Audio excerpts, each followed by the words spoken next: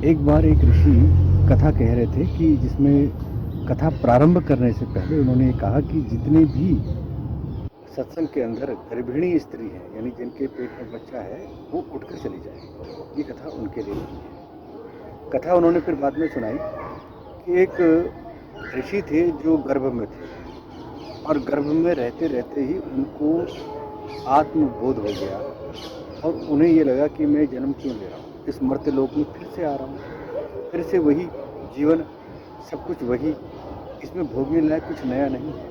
उन्होंने तत्काल अपना वहीं पर आसन लगाया, प्राणायाम और चेतना को बिल्कुल ऊर्ध्व गति को लेकर, और वो पार होकर सिर फाड़कर वापस ब्रह्मलोक को चले गए। यानी गर्भ में बच्चे का देह नष्ट हो गया और आत्मा निकल गई। ये कथा सुनाने का प्रयोजन ये था कि बहुत से लोग ये कहते हैं कि जब हम वैराग्य लेकर साधना करते हैं तो शायद संसार के प्रति हमारा कोई कर्तव्य कर्म रह जाता है, तो जिसको ज्ञान बांटने के लिए, अध्यात्म का प्रचार करने के लिए, या और कहीं अन्य कारण से, किसी निमित्त से, तो दोबारा से संसार में लौटना चाहते हैं, जबकि ऐसा एक भ्रम है। इस कथा के माध्यम से ये बात समझाई गई है कि यदि आपके अंदर तीव्र वैराग्य है, आपके प्रति पार्थिव जगत के लिए कोई मोह नहीं है, तो आपको जन्म की आवश्यकता नहीं है। आप जब जन्म में आएंगे, देह में आएंगे, तो सांसारिक भोग तो साथ में रहेंगे, इच्छा भी रहेगी, इच्छा के वशीभूत आप कर्म भी करेंगे। और जब संसार की इच्छा नहीं है, पार्थिव जगत की इच्छा नहीं है, फिर जन्म का कोई कारण नहीं।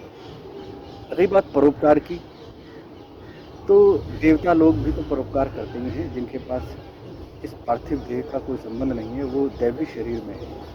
जो व्यक्ति मुक्त आत्माएं हैं, दिव्य आत्माएं हैं, वो भी सहायता करती है, मानवों की भी और पशुओं की भी। पशु जगत, वनस्पति जगत, मनुष्य जगत, जीव जगत जितना भी है, इनसे ऊपर देवता लोग हैं, इनसे ऊपर पितृलोक हैं, इनसे ऊपर और शक्तियाँ हैं और दैवी शक्तियाँ हैं, वो भी सहायता करती हैं। पार्थिव शरीर में आना कोई कारण नहीं है। पार्थिव शरीर में आया तो पार्थिव शरीर को भोगने के जो बंधन है वो भी भोगने पड़ेंगे, वो भी बंधन से बंध जाएगा। इसलिए तत्काल मुक्ति यानी परम मुक्ति